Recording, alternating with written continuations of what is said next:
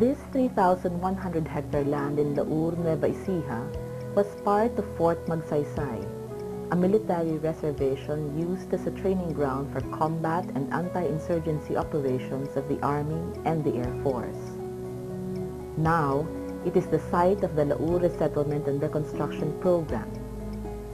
This is the new home of a community of Igorot tribal minorities who were victims of a devastating earthquake, and many landless farmers who have been tilling the area for generations.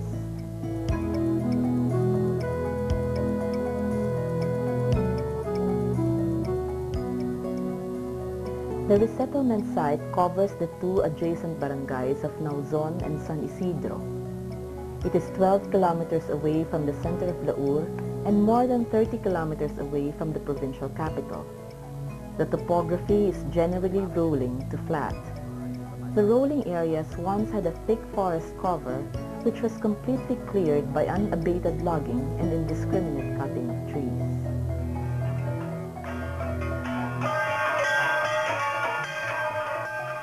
The Igorots are the tribal people of the Cordilleras who have long struggled for the preservation of their culture and race. Many of them have been displaced by the conflict that has raged on the Cordillera Mountains over the desecration of sacred land. Peace has not yet come to the Cordilleras. While big mining companies continue their encroachment, tribal communities are dislocated.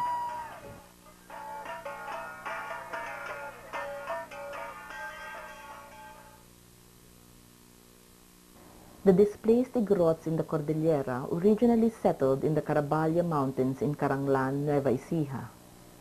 On July 16, 1990, a powerful earthquake that registered 7.7 on the Richter scale hit central and northern Luzon, killing hundreds and destroying millions of pesos worth of properties.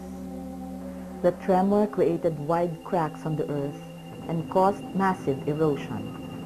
Until now, the slightest rainfall would dislodge huge boulders which would tumble down the mountains surrounding the Igorot communities. Johnson, one of the Igorots in the tribal community of Caranglan, lost his house, his belongings, and his farm in the earthquake. He spent almost 2 years in an evacuation center. Nung lumindol, gumagawa ako sa bukid ko. Tapos yung pamilya ko nasa bahay naman. Nung natabunan nga yung bukid ko, nasira lahat yung mga nakatanim doon. So pati bahay namin nasira din dahil nga sa lindol. Nakatira kami sa tent na mahigit siguro 1 taon. Nang dumating si Sister Julia na isang madre na destino ron. Ang nilapit niya sa PDI yung aming kalagayan. Ang PDI naman, itiningnan nga talaga yung kalagayan namin. The Project Development Institute, known as PDI, is a social developmental organization that believes, advocates, and works for genuine agrarian reform and alternative rural development strategies to establish viable, sustainable, and self-reliant communities through people empowerment. Inaasahan din namin na sa banda sa iyo, magtutulungan din tayo. In 1995, the Laur Resettlement and Reconstruction Program was initiated by the PDI in cooperation with the Department of Agrarian Reform, or DAR. It was a response to the needs of the Igorot farmer victims who have been searching for land since the early 1990s. The program aims to convert the land from military use to environmentally friendly and agricultural purposes. With genuine agrarian reform, people own the basic means of production, are capable of self-governance, are sensitive to gender issues, committed to environmental concerns, and uphold and respect the preservation of cultural heritage. Nung nagpunta na kami rito sa Laur, kasama namin ang PDI, naghanap kami nga ng lupa. Tapos, pinasorbi ng PDI yung lupa na nakita namin. PDI, with assistance from the National Center for Development Cooperation, or NCOS, a Belgian development agency, has converted part of the 3,100 hectares of reverted baselands to new homes and farms for the poor farmers. This was accomplished through direct negotiations with the Department of Agrarian Reform. Each farmer received a 2-hectare farm lot and a 240 square meter home lot. DAR facilitated the release of the land titles to the Igrot farmer victims. Nang matanggap ko itong luwan na ibinigay sa akin, laking tuwa ko po. Parang hindi ko ma-explain kung gaano ang tuwa ko. Hindi ako makapagsalita sa tuwa ko.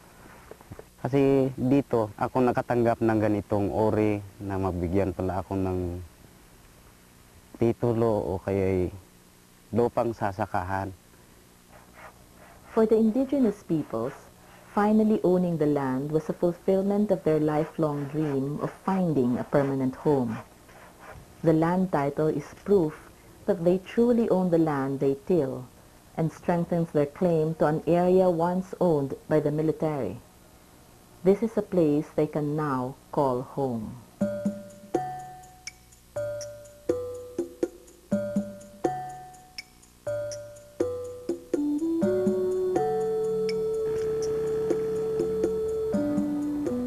PDI, with assistance from the Office of the Governor, has established a road network in the area. The new roads provided mobility to the people in the community, which became accessible to surrounding barangays, making it easy for the farmers to market their products. A production assistance program addressed the need for food self-sufficiency. Carabaos have been dispersed to assist the farmers in the production process. This program was used to help the farmers cultivate their new farm lots and ensure food security at the household level. The main task after land distribution was food production and the rehabilitation of the soil, which has been left idle for several decades. The Low External Input Sustainable Agricultural Technology, or LESA, was used as an approach to rehabilitate the soil.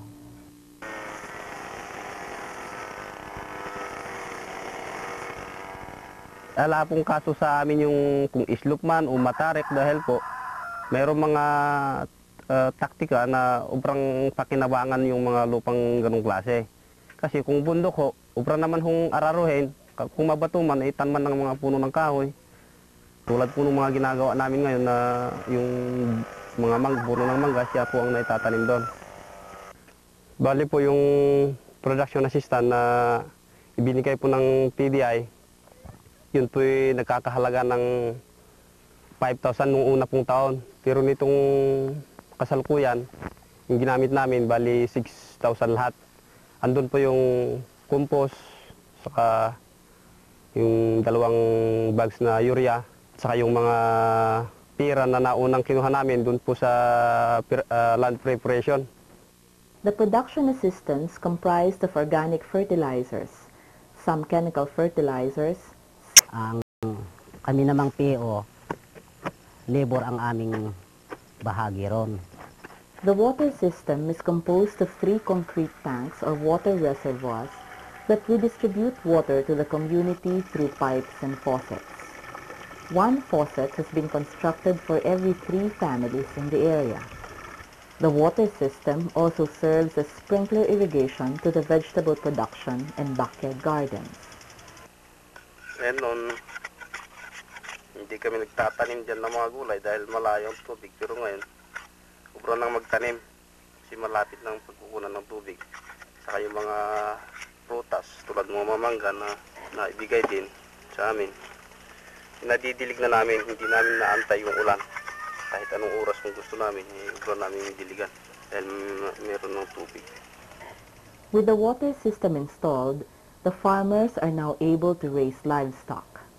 This assures farming families an adequate source of income and food supplement. Yung kambing na dispersal sa mga baboy, malaking tulong na naman sa mga tao yan sapagkat yan po pandagdag kita po sa mga inirahan dito. Goats have been selected for breeding based on their adaptability to Philippine conditions. One family is given one goat for breeding. As payment for the goat, the family shall give back 2 kids. The remaining kids produced by the breeder goat shall be raised, bred, and sold to the market at the prevailing price. The repayment made by the farming family in the form of the 2 kids shall be dispersed to other farming families. The healthcare system has already been established with the necessary health training seminars conducted for the people, desirable health values, and help shape children's habits and practices at home, in school, and in the community.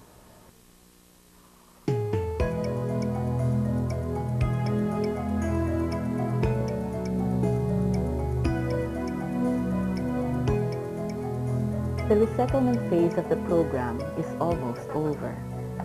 The struggle to obtain a piece of land they can now call home has been accomplished. Within the last 3 years, PDI, together with the Igorot farmers, have struggled to make the land productive using organic farming practices. An agroforestry program has also been instituted in the uplands. A package of support services has also been given, including shelter, potable water, health care, education, and livelihood. Non-economic intervention to support the people for social empowerment has also gained ground. A people's organization and the women's organization have been established. The successful implementation of the program has paved the way for the direct participation of the Igorots in local governance. They are now recognized and respected in Laur for their commitment, values, and hard work. Thus, the first phase of the resettlement has been successfully instituted. However, reconstruction, which is the backbone of a self-reliant community, has to be continued. The provision of other interventions beyond basic services, such as appropriate physical infrastructure and other livelihood activities that support their sustained movement from a survival economy to micro-enterprise, has to be instituted. This intervention shall eventually expand to community enterprise to achieve food security at the community level.